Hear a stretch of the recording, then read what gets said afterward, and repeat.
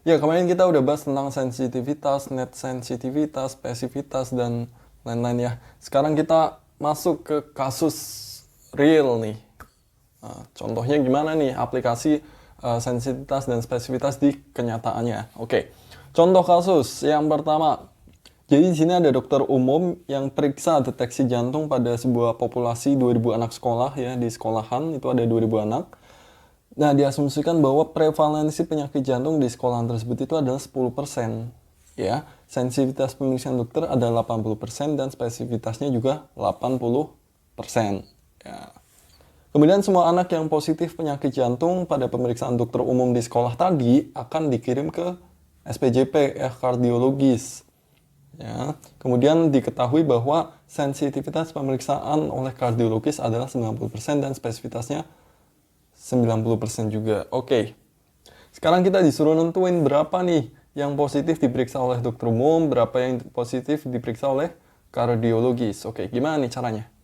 Ya, diketahui populasinya itu adalah 2000 anak ya. Nah, kita bikin kolom dulu.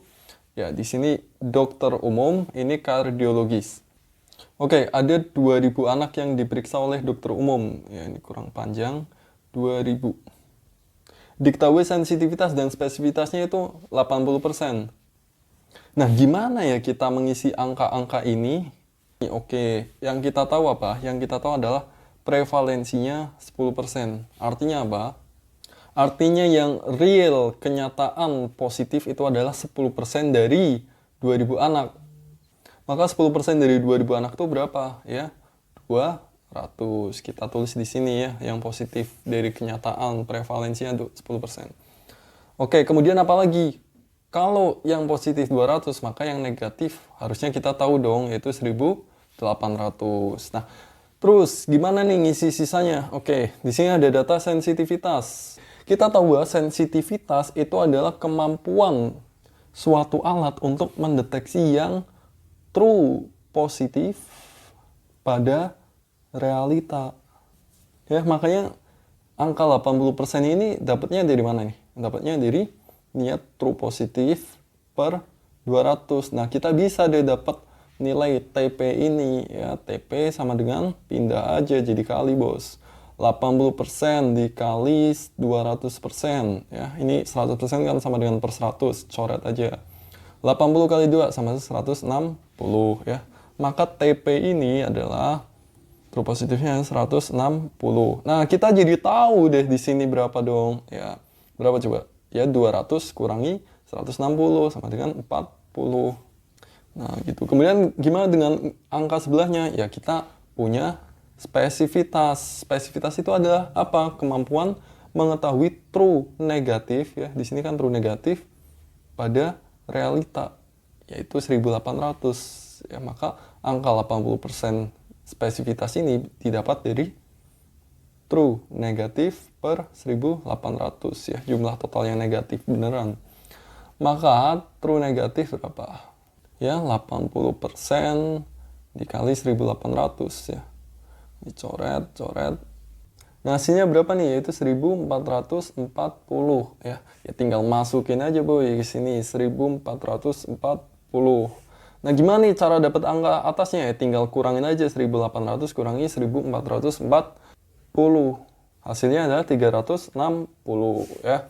Terus gimana nih dapat samping-sampingnya? Ya tinggal tambahin aja, tambah 160 tambah 360 jadinya 520.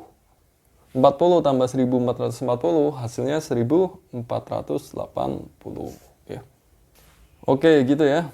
Terus yang kardiologis gimana nih? Nah, jadi ceritanya hasil pemeriksaan dokter umum yang positif ini yaitu 520, dia akan diperiksain ke kardiologis ya. Maka berapa total yang diperiksa kardiologis? Nah, yang diperiksa adalah 520 ya. Berapa yang positif dan negatif ya? Masukin aja ini samping-sampingnya. 160, ini 360.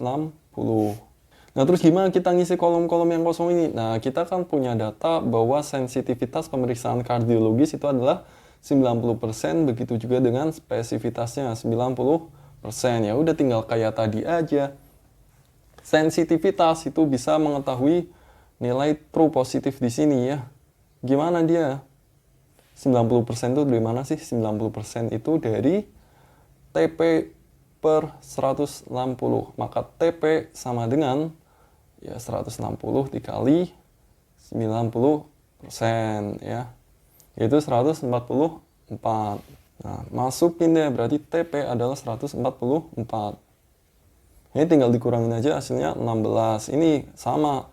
90% dari mana? 90% dari true negatif per totalnya 360. TN sama dengan 90% kali 360. Hasilnya adalah 324. Jadi nilai TN itu adalah 324. Ya, berapa? 360 kurangin 324 itu 36. Ini tinggal ditambahin jadinya 180. Ini tambahin 340. Oke? Nah, jadi bisa dijawab ya. Berapa anak yang positif oleh pemeriksaan dokter umum? Yaitu yang positif adalah 520. Nah, 520 ini yang akan diperiksa ke kardiologis. Berapa yang positif dari hasil pemeriksaan kardiologis? Yaitu ini ya, 180. Oke. Tentukan net sensitivitas dan spesifitas pada kedua pemeriksaan. Oke, gampang ya net sensitivitas dan spesifitasnya. Net sensitivitas, karena ini sequence ya, main rumusnya udah. Karena ini sequence, net sensitivitasnya tinggal dikali ya.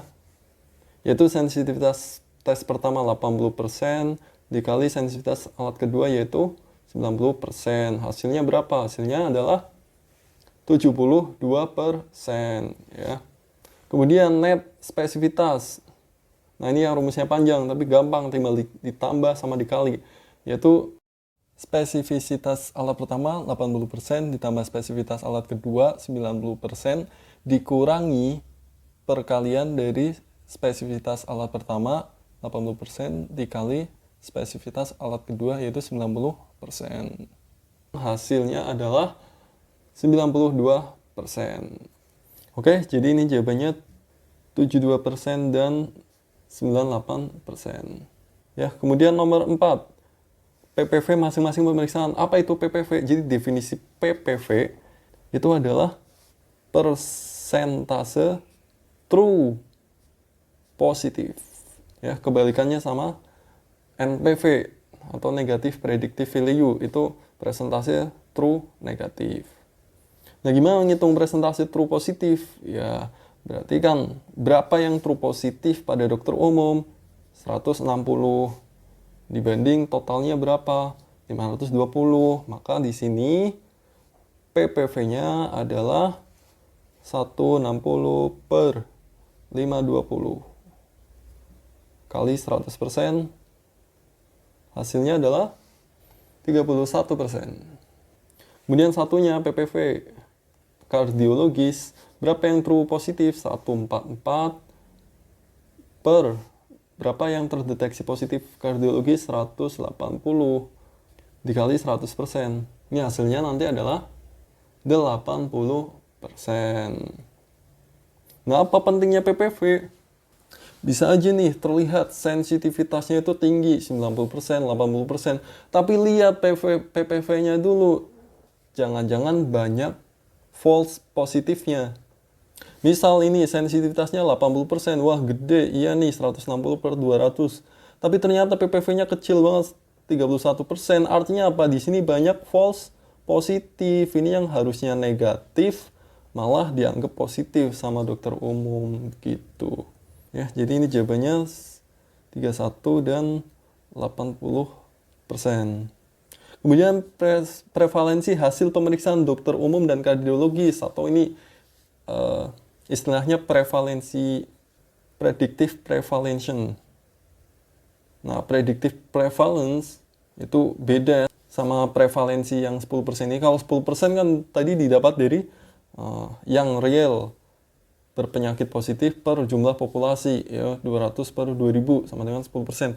Nah, tapi kalau prevalensi berdasarkan alatnya atau predictive prevalence berarti yang positif, yang dianggap positif oleh alatnya per jumlah populasi, yaitu 520 per 2000 ya. Yaitu 26%. Terus berapa prevalensi oleh kardiologis? Ya berarti 180 per 520. Hasilnya adalah 34%. Oke, 26 dan 34.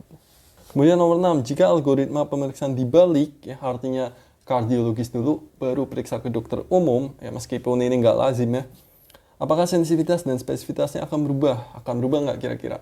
Ya, kita bisa cari manual kayak gini, atau kita bisa logika aja dari rumusnya, bro. Ya, ini kan sequence nih, mau dokter umum dulu atau kardiologis dulu, sequence. Ya, coba ini dibalik. Yang 1 jadi 2, yang 2 jadi 1. Kira-kira bakal berubah nggak? Tetap aja 1 tambah 2 itu ya sama dengan 2 tambah 1. Ini juga dikurangi perkalian. 1 kali 2 ya sama dengan 2 kali 1. Maka artinya apa? Ini nggak akan ada berubah. Ya, jadi tidak akan ada perubahan sensitivitas dan spesifisitas netnya, net sensitivitas dan spesifisitas. Dan PPV-nya apakah akan berubah? Nah, kalau ini dia akan berubah karena otomatis PPV itu kan bergantung pada prevalensinya. Ya, sedangkan sensitivitas dan spesifitas ya enggak gitu, udah paten segitu ya udah segitu. Nah, kalau PPV berarti kan tergantung prevalensinya. Maksudnya gimana? Sebenarnya kita bisa tulis lagi ulang manual tapi ya salah ya. Dilihat aja nih prevalensinya. Yang pertama dokter umum kan 26% ya. Terus yang 26% ini dikirim ke kardiologis. Terus diperiksa lagi, dari 26% ini didapatkan 34%-nya yang positif berdasarkan pemeriksaan kardiologi. Gimana kalau dibalik? Periksa ke kardiologi dulu baru ke dokter umum, pasti akan berubah ya. Karena ini yang diperiksa juga berubah ya. Ini jumlahnya 520 dengan sensitivitas 80%. Kalau kardiologis dulu dengan sensitivitas 90%, pasti akan berubah lagi. Ya, bisa dihitung sendiri kalau nggak percaya. Oke?